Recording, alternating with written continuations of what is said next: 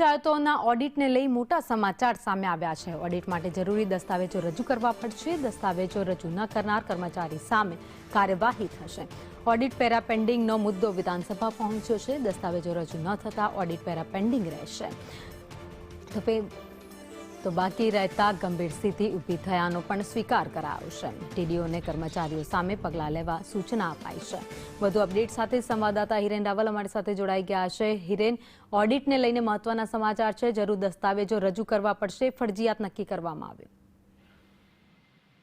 દ્વારા જે કામગીરી થતી હોય છે ને એ કામગીરીનું ઓડિટ જે સંસ્થાઓ દ્વારા થતું હોય છે અને આ તમામ ઓડિટ વગેરેની કામગીરી પછી વિધાનસભા જે છે એ વિધાનસભામાં વિષયો રજૂ થતા હોય છે। પંચાયતની જે કમિટી છે એ કમિટી સમક્ષ પ્રશ્નો આવતા હોય છે।